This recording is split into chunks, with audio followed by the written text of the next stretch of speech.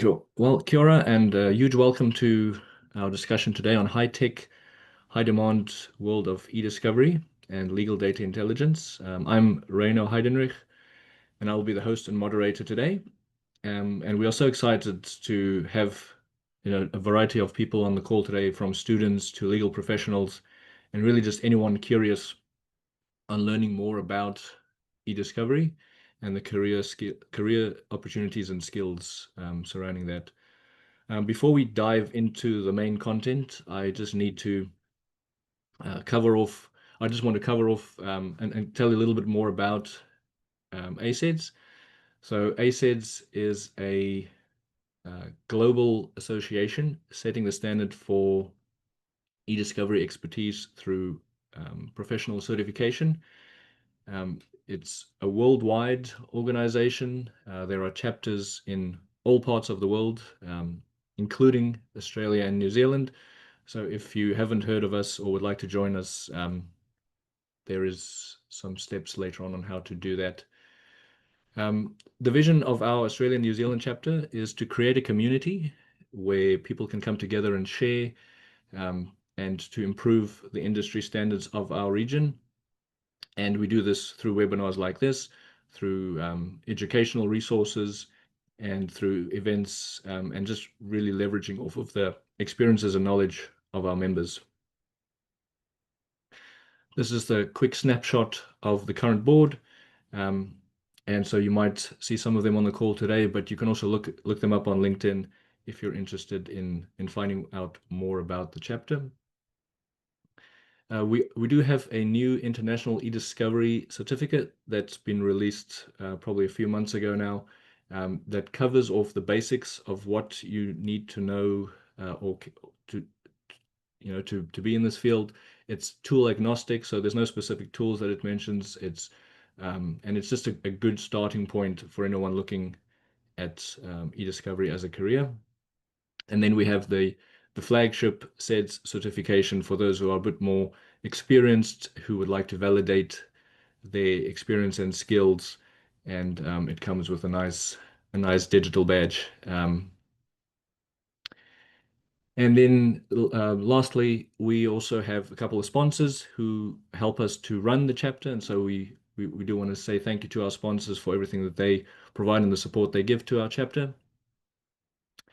And then if you'd like to know more, please, you might have already scanned this code in the waiting room, but scan the code, join our LinkedIn, and that'll help you to know what's happening and to stay up to date with all of our events. So without further ado, I think my slides are gone now. So we'll get into the main bit of our presentation. Let me just get So just before we start, a quick disclaimer that the views expressed by our panelists today are their own. It's based on their individual experiences, and it does not represent the official positions of their respective companies or organizations.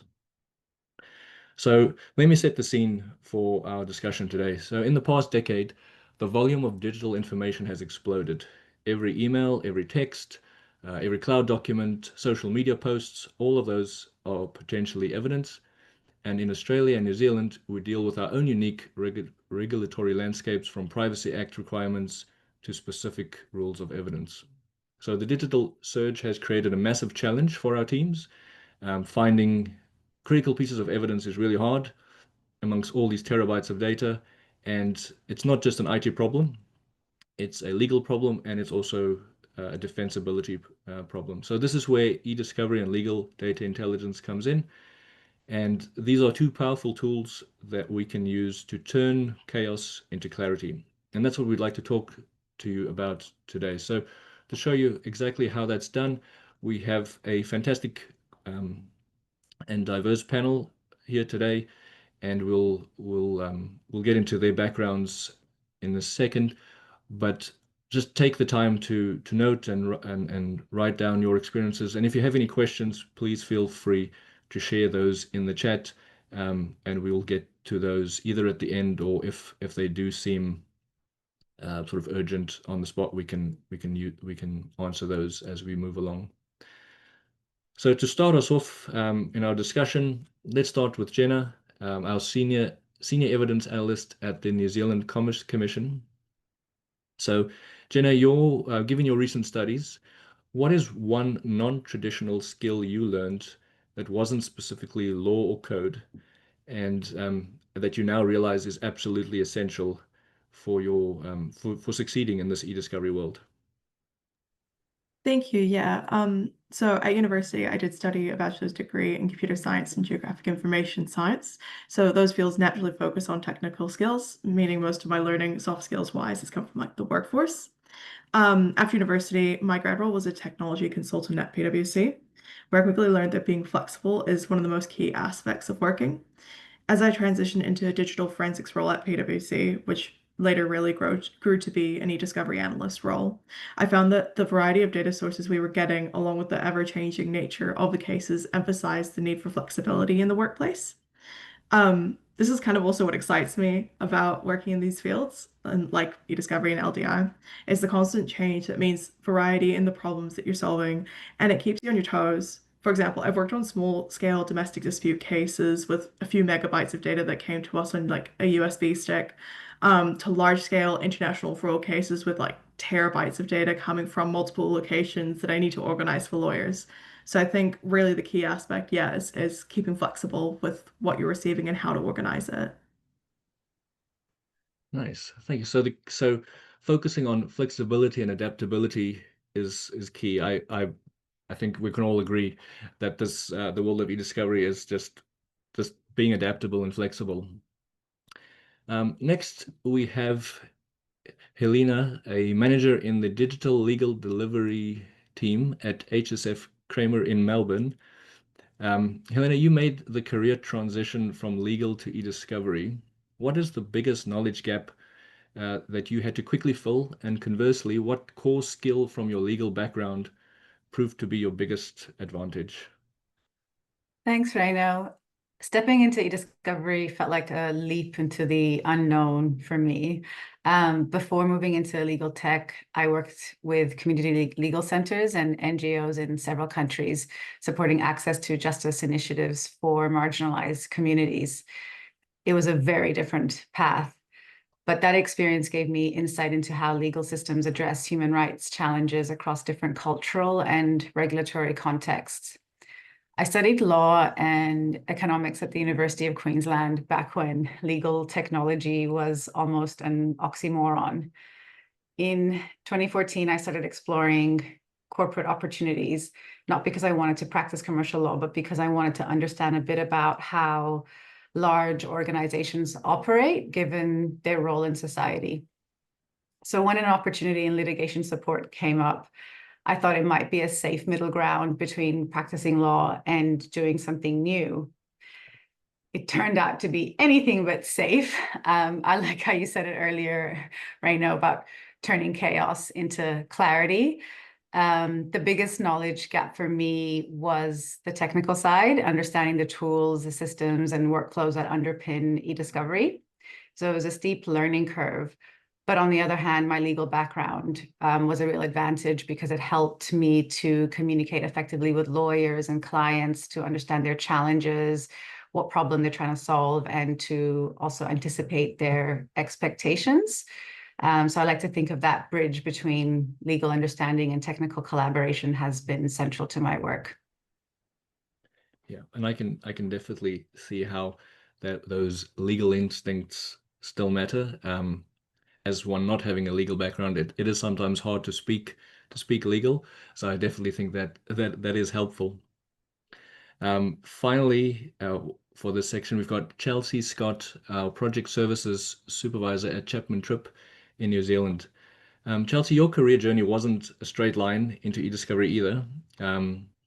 So for those feeling like they don't have the background or the right background, what is the most valuable transferable skill you brought from your previous life that you use every single day now?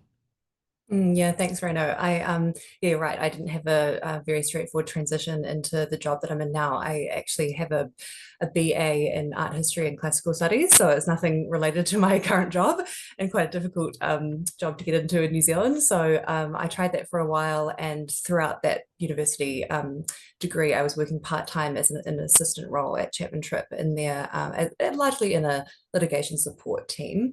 And I was there for many years, and I tried first year law during my honours degree, and I didn't really like that, so I gave up on becoming a lawyer. And I thought I'd get into the art market, and I went to London for a little bit and worked in an art gallery, and I didn't like that either. And I sort of realized quite quickly that I really did like working in those business services, and particularly in litigation support, and the type of work that I was doing at Chapman Tripp, which is now where I work, and I head the team there now. But we do anything from eDiscovery to evidence preparation and electronic courtroom setups at all the courts, and a variety of other work with arbitrations and large regulatory investigations. And so it's a really broad variety of things that I do there. And the skills, the transferable skills that I had from my previous work and university degrees was two things: collaboration and communication skills across disciplines was super important. It's a skill that I use the most at the moment and my current role, and also just being naturally curious and having a really tenacious attitude towards research and problem solving. And I really feel like sometimes IT and lawyers don't really speak the same language. And it's you sort of need, like as Helena said, you sort of need to be able to understand the scope of the legal challenges and understand enough also about the legal technology to be able to sort of bridge those gaps and help those people talk to each other. That's a key part of what I do. And also, I don't have much formal training either. I very much learned on the job and worked my way up. But so remaining curious and having sort of like an ability to do a deep dive into research and problem solving is a great transferable skill that can, take you a long way in any field. Yeah, no, thank you. And I think from all of your comments, it seems like there's no perfect candidate. There's no perfect path. We've all got various sort of routes that got us here, but all of those routes or all of those experiences are valuable. And so I really like that. Some of us have technical backgrounds, some of us legal, and some of us have completely different backgrounds, but somehow we speak the same language, and we can be that sort of bridge, I guess, between IT and legal, and between just understanding sort of the importance of the data and the evidence that we deal with. So for our next section, we're going to do a bit of a deeper dive into what is eDiscovery and LDI. And so first up, let's get technical for a moment, but keeping it practical. Helena, you're bridging the gap between law and tech.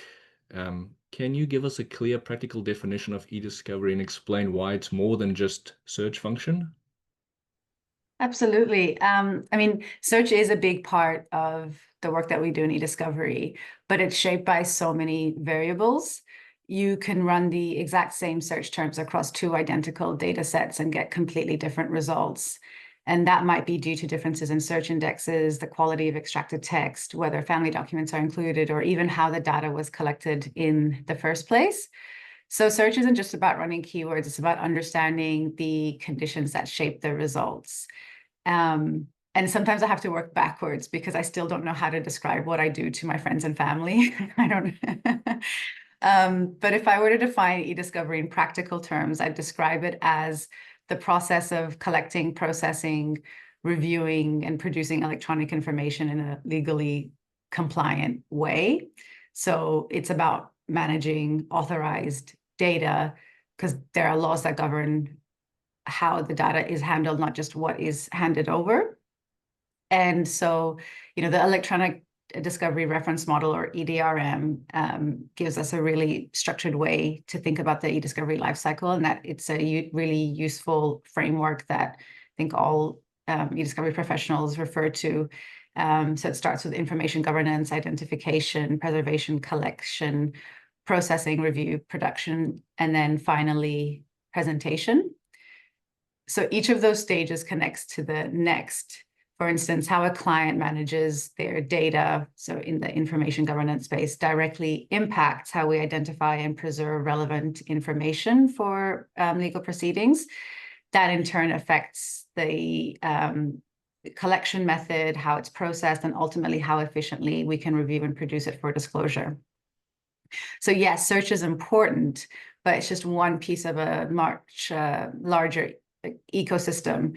And the EDRM helps us see how every decision from governance all the way through to the last step in presentation influences that final outcome. And I think that's where the real practical work and value of eDiscovery lies, is in understanding that interplay and sometimes tension between those different stages.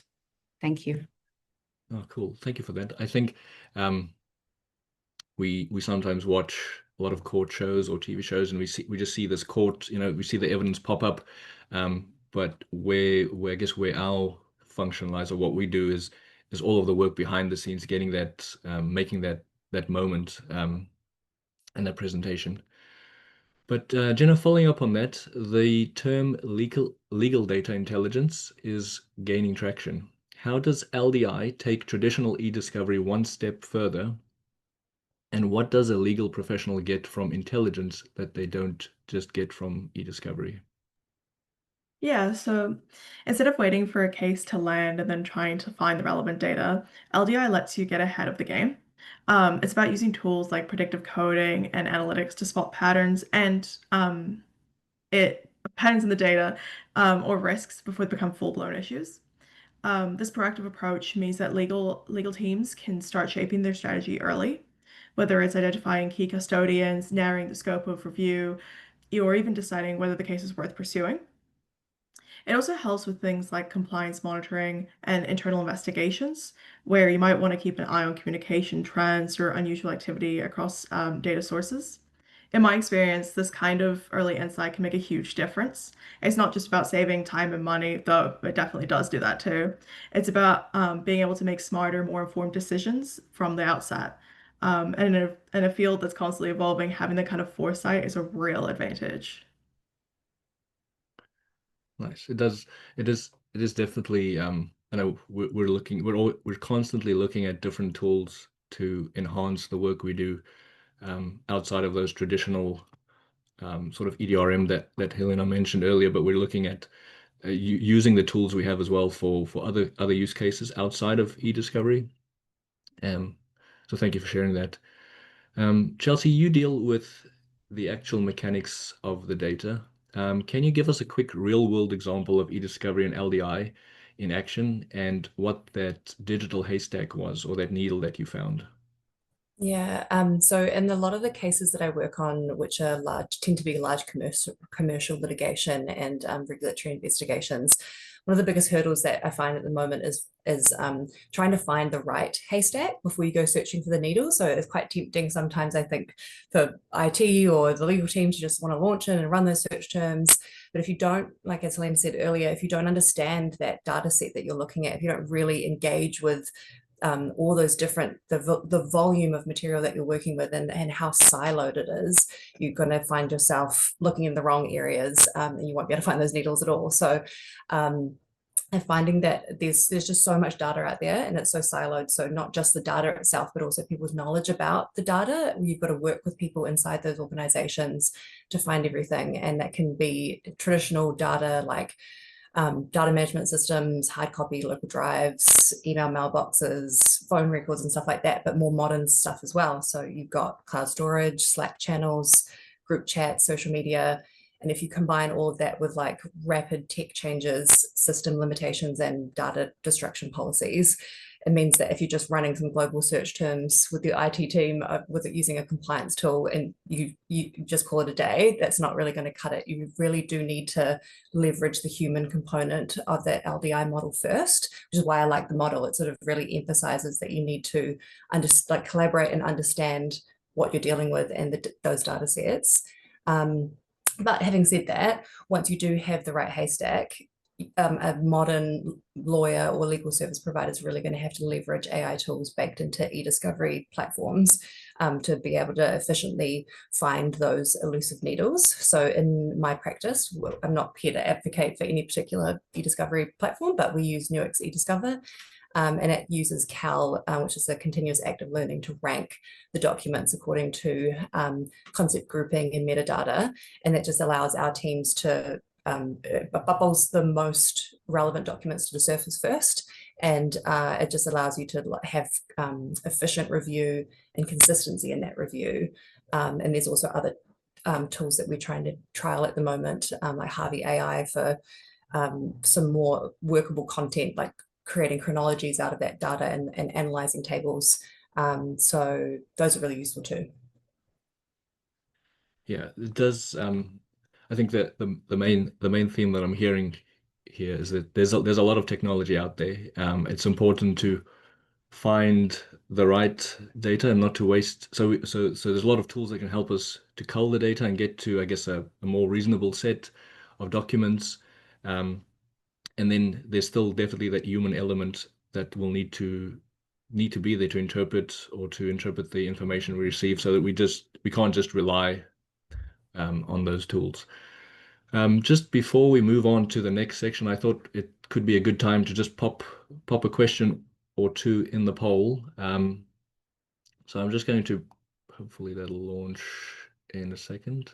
Sorry, our panelists, I don't think you guys can see the poll, but our participants or attendees should be able to see. So the question is this your first time learning about eDiscovery?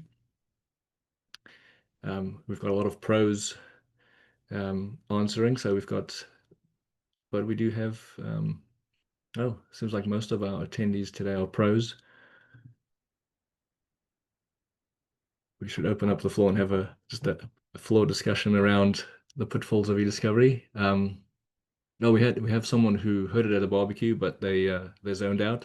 I think that's what happens to most of my friends when I start telling them about what I do. They start looking for the nearest exit. So cool. So majority of, I guess, of our attendees today are pros, and so hopefully you can share. We'll share the links to this webinar and resources afterwards. But you can share this with those in your teams or those around you who aren't, who would like to upskill or change or pivot. And then for those of you who have heard it before but low-key zoned out, you're back here today, which shows that you are still interested. And so hopefully this is beneficial to you. I think I can share the results there for a second for everyone. And then we'll close that off. Also, just a reminder that if there are any questions, please feel free to pop them in the Q&A or even in the chat, and we can get to those. Cool. So I'll sort of coming to the sort of the final or the end of our discussion today, but we're looking at, I guess, the future careers, specifically in this Australia, New Zealand area or region that we're in. And so let's look at that. So we've established that this field is necessary. We've established that there is definitely a gap that would need to be filled if we weren't there, or if this, but it's an ever-changing gap. So now let's look at some of the opportunities. So Helena, looking ahead, what do you think are some of those opportunities? Oh man, I think that's a tricky one. I feel like all the things out there are telling us that none of us can predict or imagine what might happen because things are changing so quickly. So it's good that we have sort of ingrained in us that adaptability piece. Something that came to mind when Chelsea was describing earlier about the human element still needing to validate the results to what the tool, like technological tools AI helps us with, is that it's still, it is quite siloed. Like the nature of tools and how they operate is that they have a particular function. So there'll always be humans that need to validate it, but also at the same time to be creative in how it's applied. Because there's, I'm sure all of us have some experiences of running a workflow that may not have been thought of when that specific tool was designed, but then because you're up against a crazy deadline or some other circumstance, you might find a workaround that is creative. So I think creativity is still very much a human piece that will influence how roles will continue to sort of change. But I also recently read something that described AI as a spectrum, starting with predicting, creating, or generating, and then doing.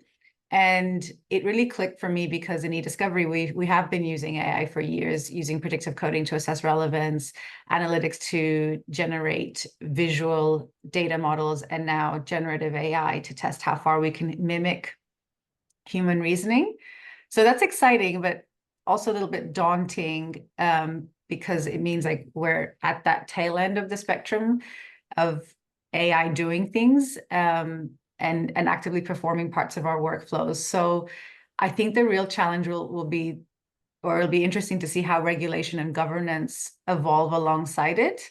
So as AI becomes more embedded in eDiscovery processes, whether that's in review or analysis or even strategic decision making, we'll have to think carefully about how it's trained and tested and audited. So it's not just about how much can AI do, but responsibly, how do we use it? Because there's always problems that the solutions create as well. And so I guess we'll see what the solutions to the problems that the current solutions are on offer might create. And hopefully we adapt and balance innovation with accountability, just to sort of see how far the change in legal work can go. Yeah. So what you're saying is that those of us who've been in this field for a while, we've had AI. We've been using AI for a long time, so we're the experts. But I think as well that AI nowadays has, it has the name AI has kind of become a blanket term for a lot of technologies that have been used in the past, which could be good and bad in terms of just security or other people's the appetite they have to adopt new technologies.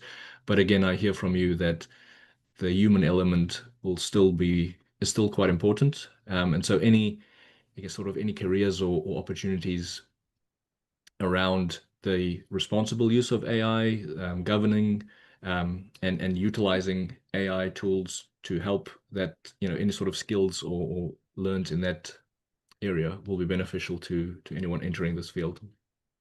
And of course, the unknown, the magical unknown of what might come. What'll be the next thing that we talk about in webinars in 5 years from now? Cool. So next, Chelsea, people want to know how they fit in. What are the key career paths here, beyond sort of eDiscovery manager, or what are some role titles, skill sets that are in high demand right now in firms and service providers across Australia and New Zealand? Yeah, I really think that you can sort of go one of two ways. You could either do maybe a little bit more what I do, which is I sort of consider myself to be a bit more of a generalist. So my role covers a range of things at Chapman Tripp. So it sort of covers project management, eDiscovery, specialist and analyst, evidence and information management, litigation support, digital legal solutions, paralegal. You could sort of use any of those terms to describe a lot of what I do, but it's a little bit of everything. So I think if you are a good collaborator, a dynamic thinker, and have really good active problem-solving skills, maybe getting into a more generalist role like that could be really good. And there's a huge demand for that, I think, at the moment in New Zealand and abroad. But you might want to lean more into the tech skills. Like if you're a much more linear, logical-minded person and you're very detail-orientated, maybe you want to lean more into that and specialize more as an analyst and really get into the technology. So I think there's a whole range of different ways that you could get into different roles. One of them is to get officially trained and formally trained and certified. So you could do stuff like the ACEDS accreditations that you were talking about earlier, Reno, or you could also do that through vendors like Relativity and Nuix, who are two of our sponsors, but again, not trying to push any particular product. But some of the vendors do also have really comprehensive certificates and programs that you can sign up to. Some of them are quite pricey, but they are very, very comprehensive, and it allows you to do a deep dive into those particular products. Although I'd say the skills could be applied to multiple eDiscovery products. You could also work as an analyst in government organizations like Commerce Commission or other regulatory bodies like IRD or the Serious Fraud Office. You could go private and work somewhere like Deloitte or PwC, or in a law firm like where I work. They often have in-house teams like mine that are litigation support providers. There's also maybe more popular overseas now, particularly like in Australia and international arbitration hubs like the UK and Singapore. There's huge third-party service providers, the whole companies that are set up to support law firms, and they work on an outsourced basis. And even our team at Chapman Tripp outsource our services mainly to barristers and small law firms. So that's like a really big growth area, I think, as part of the industry, that those third-party providers that are providing support. But you could also go and work directly with the vendors. You could go and work with Relativity or Nuix or other emerging AI providers like Harvey. I was just talking to the Harvey team earlier today, and some of them are ex-lawyers who have jumped ship and have decided that they'd like to pursue a career and promoting a product like that. And they bring that knowledge with them. You can also work in-house. There's so many legal teams and IT teams within large organizations like NZTA or Chorus or Fonterra, Z Energy, they've got whole teams of people that are set up to assist teams like my team, and we collaborate together on those sort of ongoing litigation and dispute resolution. And so I think that's a good choice too. There's many, many career paths, and using any of those sort of buzzwords if you're looking for a role, it doesn't have to just be eDiscovery.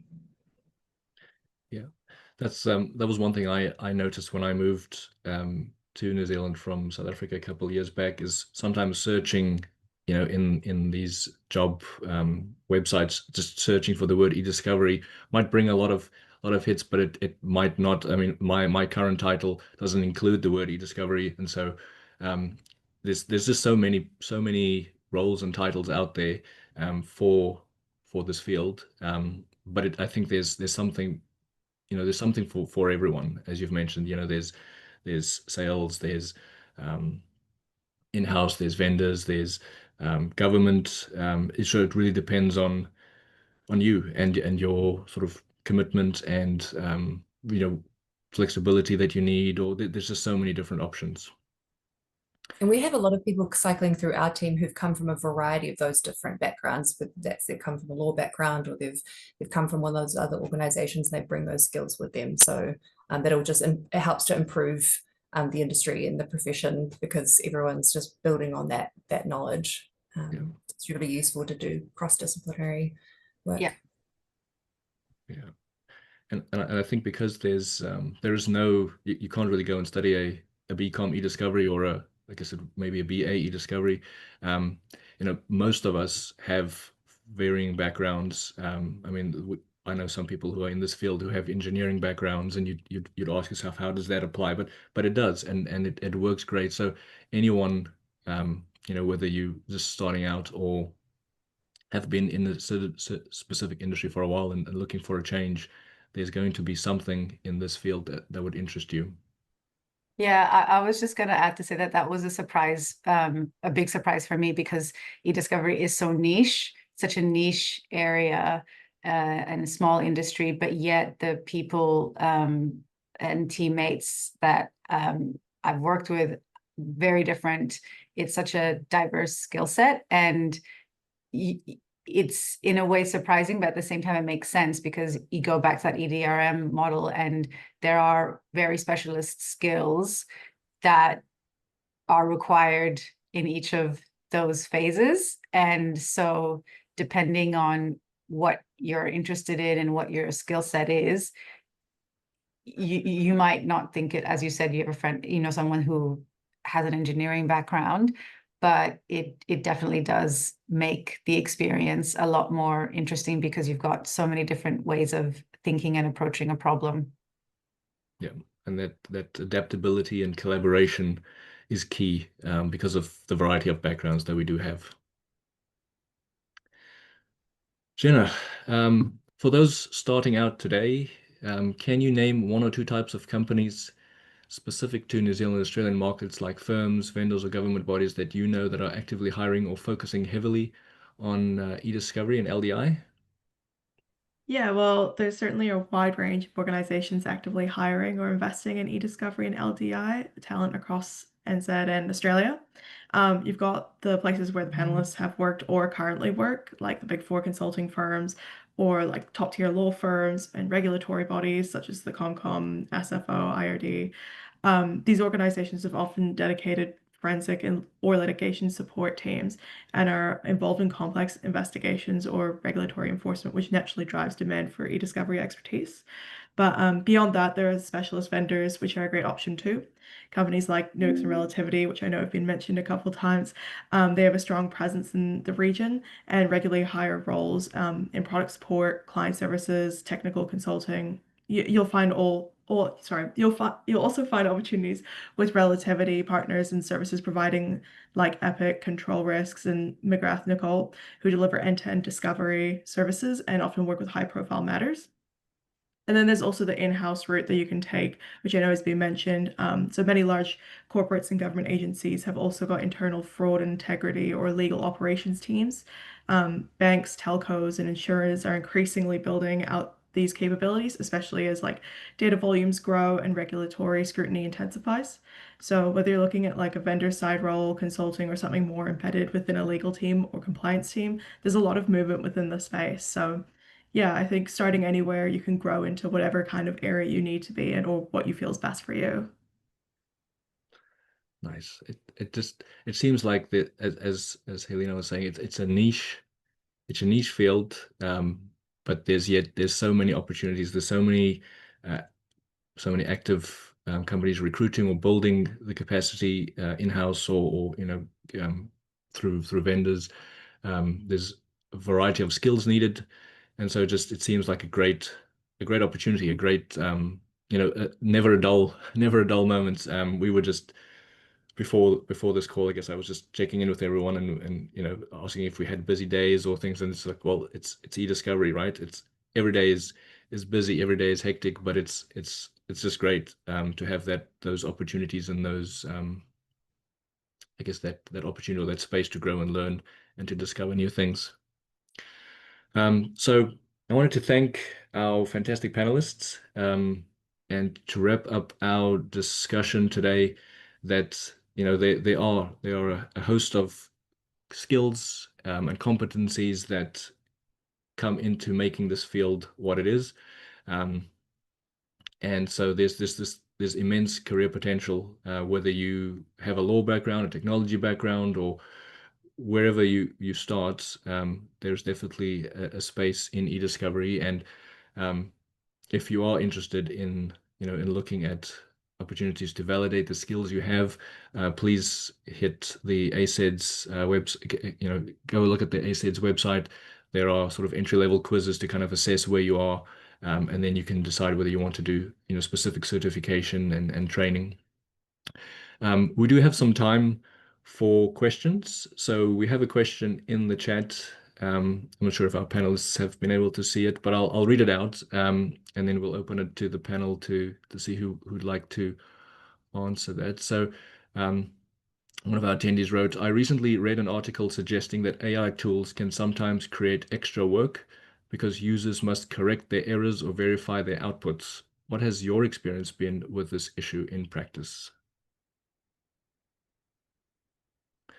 Who would like to take that one on? I'm happy to give it a crack. Please do. So I think it kind of depends a little bit more on the type of AI product that you're using. I find in my experience anyway, it can really improve efficiencies. Like the Nuix AI functions are great, and I really do. I have seen such an improvement, and actually, it would be impossible for some of the size cases that we work on to do a linear review of that material through search terms and just throwing lawyers at it. It would just be impossible. You wouldn't make the deadline. It would cost a bomb, and there's just no way that we would be able to do it without that continuous active learning. So that is a core part of what we do now, and I would say it's absolutely invaluable. But in saying that, some of the other AI products that we're using at the moment, the ones that are giving you, more like generating narrative content, I think that's where we're finding we're needing to do a lot more checking, especially when it's pulling citations and stuff. It does weird sort of hallucinations, and that can generate quite a bit more work. Although I'd say that like those types of tasks are often given to juniors. They've got a little bit more time. They tend to be a bit more tech savvy and willing to do the work to make sure that they can are getting to the right answer. They've got a little more wiggle room there. So yeah, I'd say it kind of depends on the AI product, sort of having good and bad experiences at the moment. Yeah, just to add to that, I think yes, it does in the first instance create that extra work to validate the output and potentially identify errors. But the way that I guess we think about it is like diverting resources or rediverting resources, because firstly, it's time spent really doing a deep dive into the tool and understanding, okay, what type of data sets does it work well with? What kind of concept does it work well with or struggle with? And that information, the more we learn about the tools, the better we're able to tailor workflows to gain that efficiency. I remember someone describing sort of, eDiscovery value from their perspective. This was a partner at HSF Kramer, and the way that they described eDiscovery is, if you really sort of strip it back to its core, what would the alternative be in the discovery process? It would be a member of the legal team spent, charging their time to go through and inspect and go through every single document that is potentially within your scope. And so what technology offers, what all of these solutions offer, is a better and faster way of doing that. And better and faster doesn't mean shortcuts. It means better or faster than the alternative of not having these solutions to cut through like large volumes of data. Yeah. Well, thank you so much. I think it's about setting expectations. I think a lot of us think that AI is perfect, and so when we hear about things like hallucinations and sort of incorrect responses from AI, we kind of how's that possible? It's a computer; it should be perfect. But not even like human reviews would not be perfect either. So whether it's human or AI, there always needs to be some verification. And I think with the correct workflows, you can quickly sort of adjust the prompts and the type of information or the questions you're asking the AI engines, or the prompts you're feeding it, to give you better results. And as you said, the alternative would be lawyers charging huge rates to go through those documents, where maybe spending a little bit of extra time on getting the right criteria and getting the right information to feed into these AI engines, is worth the time it'll save, because then it'll quickly go through and do the work that you're asking it. But I guess we're still in early days of AI, and so there will be mistakes and there will be things that we learn from, and so it's I'm not sure who mentioned earlier, I think it might have been Chelsea, but the responsible use of AI, and just making sure that we check the facts before we quote it in court, and those type of things.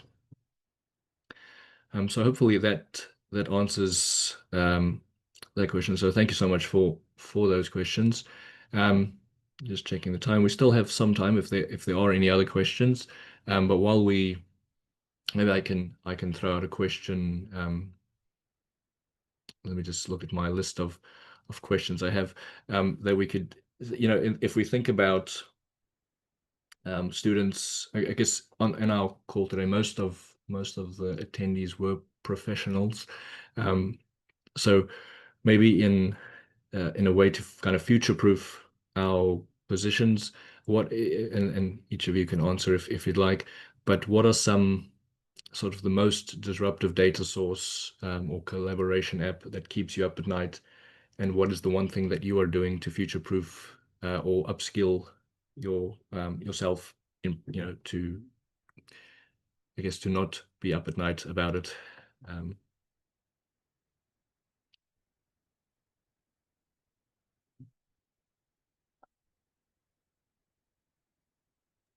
Cool. I mean, I can take this one, given I didn't respond to the last one. I guess the most disruptive data source would be collaboration platforms like Microsoft Teams and Slack and all of that, because they mix chat files with reactions and edits and all of these mixed media types in one stream. So to future-proof my skills, I just try to focus on understanding how these platforms can structure and store data so we can support investigations with confidence, and making sure that when we do eventually input it into our tools, that they are viewable in the way that makes most sense, I guess. So yeah. Thank you. Any of our other panelists, any data sources that keep you up at night? Chelsea? Yeah, I've really I've been using recently just more the Microsoft 365 suite. So I've been using Microsoft Purview eDiscovery, which is eDiscovery Premium, which is a tool that Microsoft offer to search across all of their platforms. So if there's something is stored on OneDrive, on team sites and mailboxes through Outlook, SharePoint sites, anything within that environment, you can sort of run these global searches.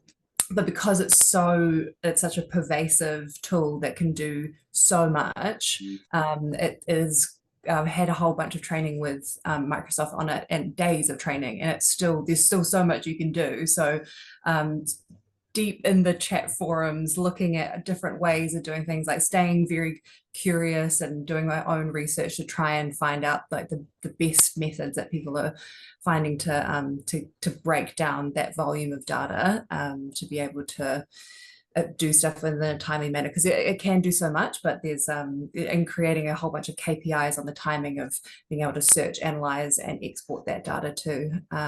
It's a really useful tool, but something that keeps me up at night, because people now know that you can use it. I'm like, oh God, yeah, but you can, but there's a lot there, and it's a whole nother tool to have to sort of learn to use or to help our clients with as well. So yeah, big one.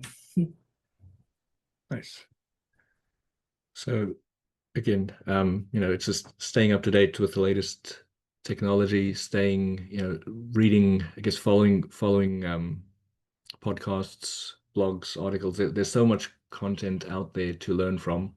And it's just really, and I think a lot of these things we also discover because we are ourselves users of technology, and there's been many times when I've had questions, and the only reason why I know the answer is because I also used that app or that application, or have interacted with it, and so it's a really practical role as well.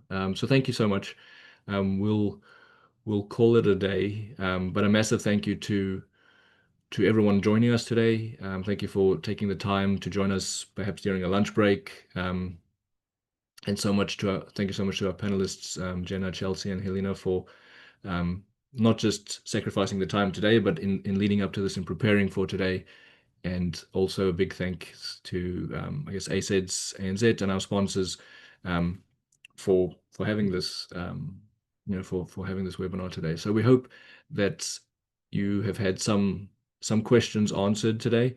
We also hope that we've created some more questions that we haven't answered deliberately, so that you can look them up, look on the ACEDS website, look just look around. There's so much available. And so one thing we've learned today is to stay curious and to stay flexible. And so we thank you for joining us and hope you have a great afternoon.